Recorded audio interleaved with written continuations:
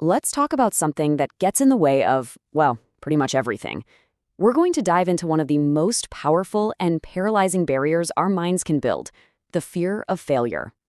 Have you ever had this thought pop into your head? If I fail, I'm done. It's a heavy one, isn't it?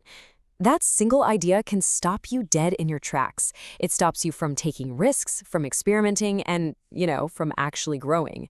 It feels so final. But hang on a second. What if that's just completely wrong? What if that single paralyzing sentence is actually the biggest lie our minds tell us? Let's pull back the curtain and expose this thing for what it really is. Okay, so first things first. If we're going to overcome this fear, we have to look it right in the eye.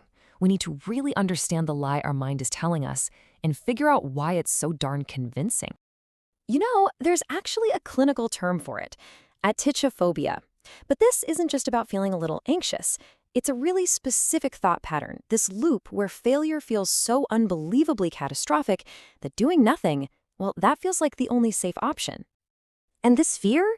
It's fueled by some really corrosive beliefs. These aren't just passing thoughts. They feel like absolute facts. If I fail, I'm incompetent. People will know me as a loser forever. This is the end of everything. This is the internal monologue we're up against. So here's the crucial part, the big reveal. The fear isn't really about the act of failing itself. Not really.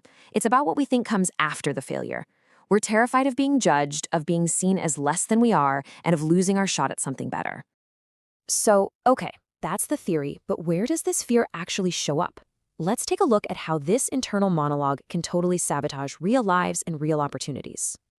Let's take Ali. He gets offered a promotion, the very thing he's been working towards. But instead of excitement, all he feels is dread. Why? Because the fear that he might not be perfect in that new role, that people might see him as an imposter, that fear is way more powerful than the opportunity itself. Or think about Sarah. She has these really deep feelings for someone, but she keeps them completely locked away. In her mind, the potential pain of rejection isn't just a bad afternoon. It feels like a permanent verdict on her self-worth. So staying silent seems like the only way to protect herself.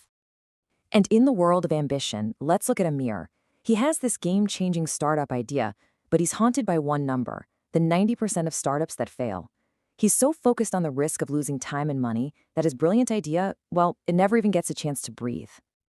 All right, so we've seen the fear and we've seen the damage it can do, but here's the good news. It is not a life sentence. Now we get to the most important part, building your toolkit for action with some really practical ways to fight back. So here it is, your 4-step plan to dismantle that fear. We're going to redefine, analyze, forecast, and act. Think of this as your personal strategy guide. First up, we redefine. The lie says failure is who you are, a permanent label, a dead end. But the truth? Failure is just data. That's all it is. It's information. It's not a dead end. It's a signpost showing you what to try next. It's an event, not an identity. So how do you actually put this into practice? Before you take a risk, make it a habit to ask yourself these super powerful questions. This simple shift primes your brain to look for growth instead of just bracing for catastrophe. Okay, step 2 is a clear-eyed cost-benefit analysis. On one side, you list the true costs of doing nothing, the stagnation, the regret, all those what-ifs. And on the other side, you confront the absolute worst-case scenario if you fail. I mean, is it really that bad? Is it recoverable? Almost always, you'll find the cost of inaction is the far, far greater risk. Next, it's time to forecast some optimism. Our minds are experts at imagining disaster, right? So we have to consciously flip the script, spend some real time visualizing what success would look like, what it would feel like.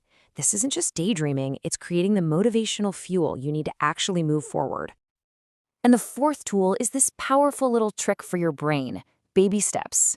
A huge, intimidating task is terrifying, but a tiny, low-risk first step, that's manageable. The goal here is just to get moving and build some momentum. For example, start a business is totally overwhelming, but research online for 1 hour today? Anyone can do that.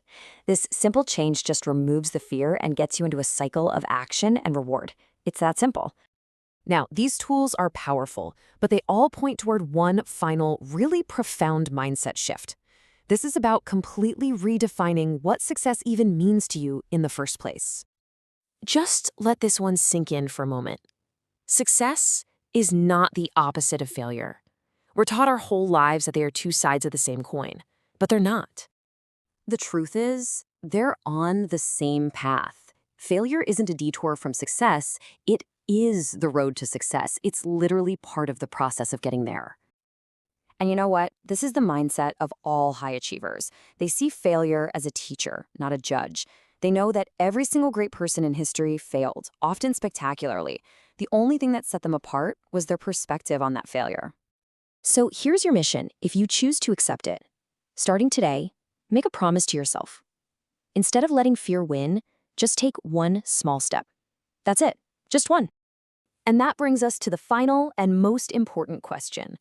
Don't think about next year or even next month. Think about right now. What is the one small, manageable, low-risk step you can take today to choose growth over fear?